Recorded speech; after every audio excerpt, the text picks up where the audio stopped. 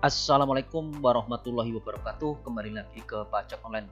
Bukan pajak, pada kesempatan ini saya ingin berbagi bagaimana cara untuk membuat skema impor PPh unifikasi ya.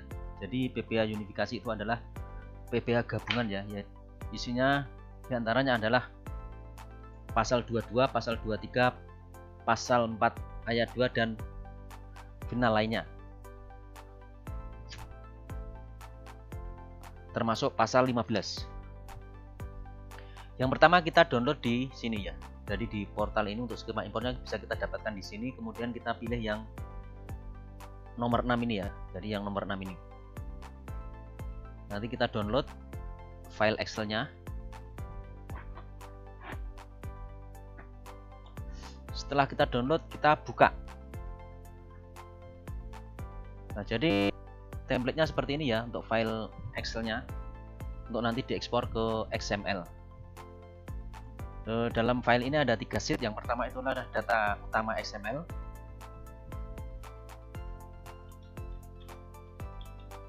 Kemudian yang berikutnya adalah petunjuk pengisian sama isian kolom XML-nya. Kemudian yang berikutnya adalah kolom referensi jenis pajak.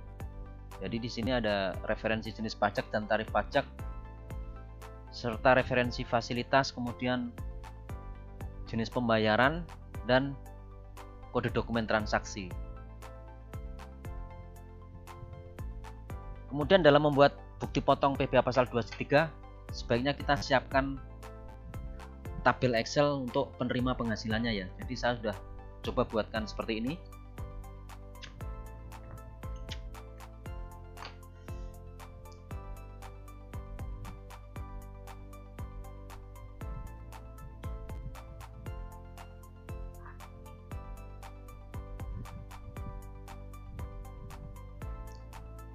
Kemudian untuk cara mengisi data XML ini, saya pertama kali buatkan daftar penerima penghasilan. Jadi seperti ini.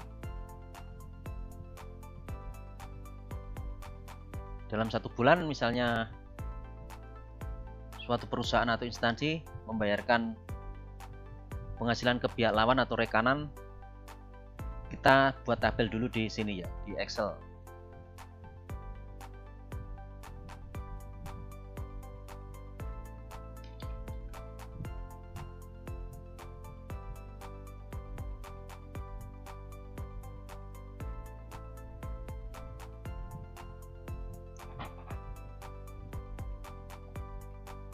Kemudian untuk pengisian tabel XML-nya, saya menambahkan 1 sheet yaitu daftar penerima penghasilan ya. Jadi saya tambahkan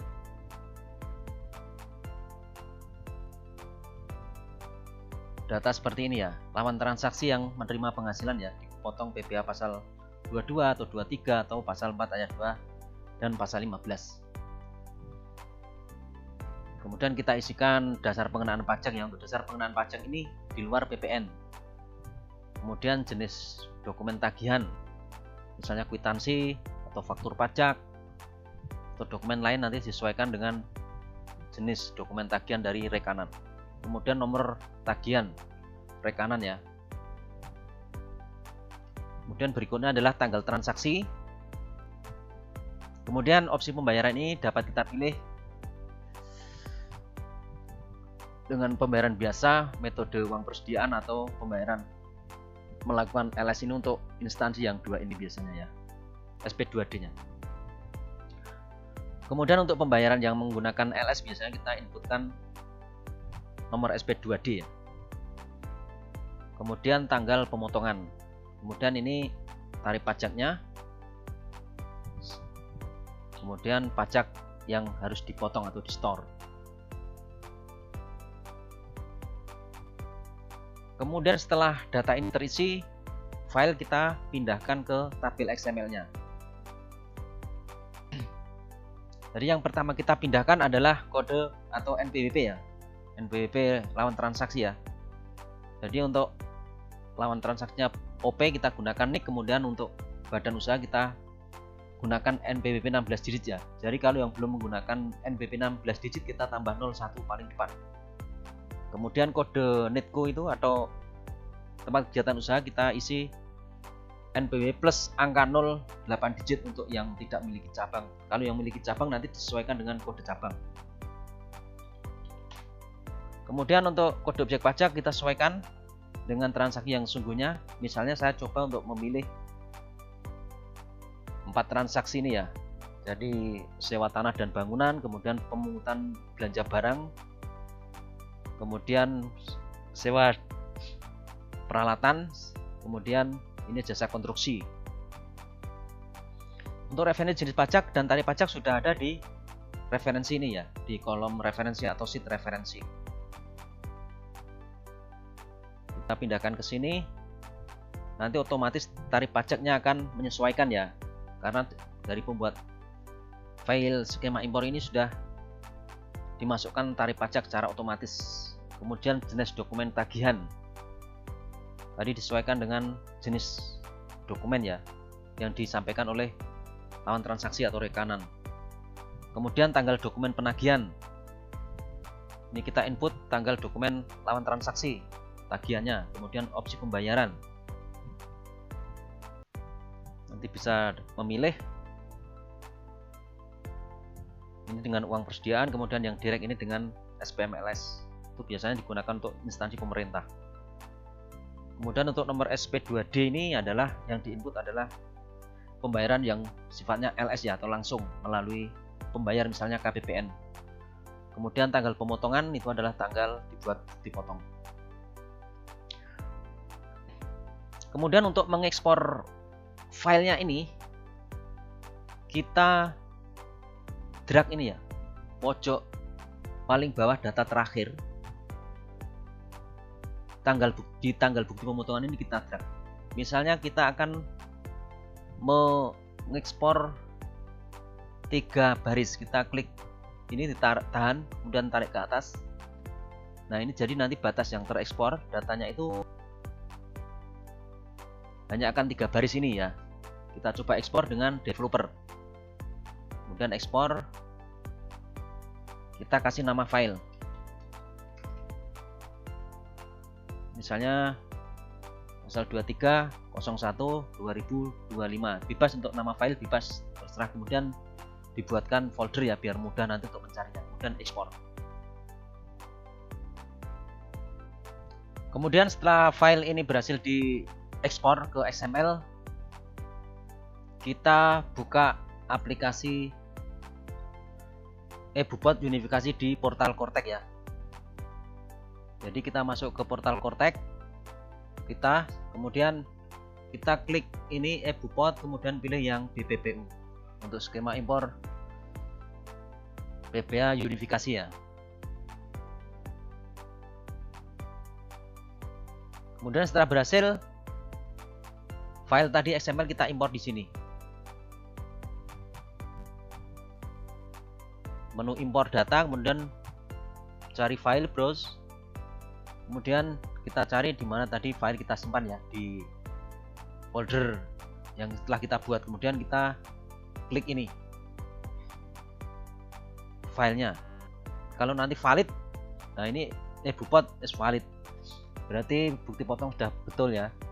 Kemudian apabila nanti ada kesalahan, itu pasti ada uraian penjelasannya di sini. Tiap hari yang salah itu akan muncul di sini. Kemudian kita submit.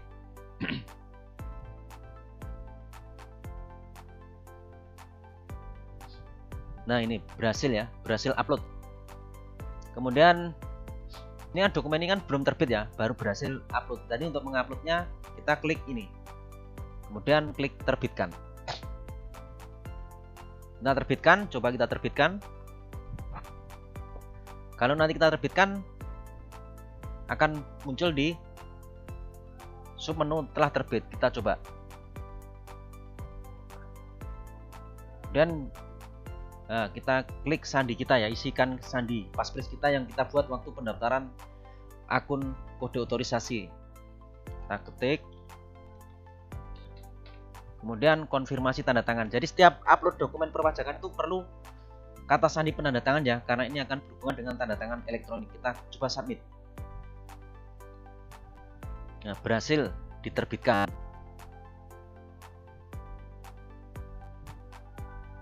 Nah, nanti ini DPP-nya, kemudian pajaknya yang harus dipotong.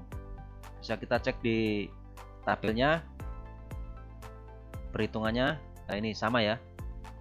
Jadi PPh-nya yang dipotong sama yang keluar di e-Bupot di portal Kortek.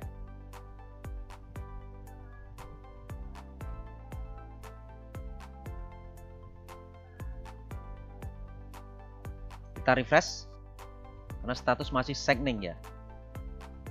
Jadi masih signing.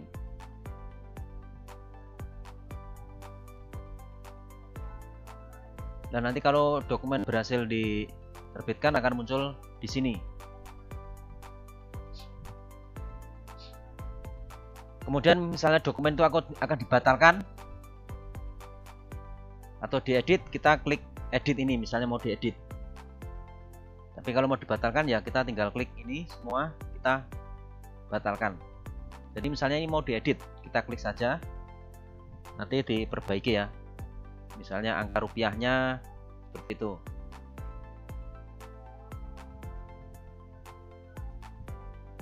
Untuk membatalkan dokumen ini kita klik kotaknya ini, kemudian kita klik batal. Dan kembali ke kode otorisasinya atau konfirmasi tanda tangan.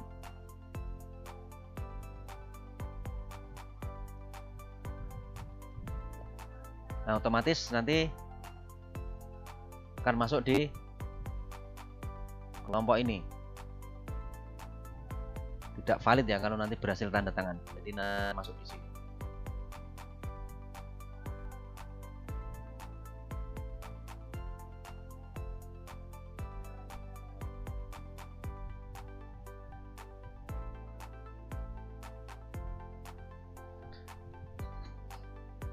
Ini nanti kalau sudah berhasil diupload akan pindah ke dokumen telah terbit ya. Kemudian kita bisa mendownload file PDF-nya. Jadi seperti itu kan pajak, bagaimana cara untuk membuat skema impor e-Bupot PPh unifikasi ya. Terima kasih, semoga dapat bermanfaat. Assalamualaikum warahmatullahi wabarakatuh.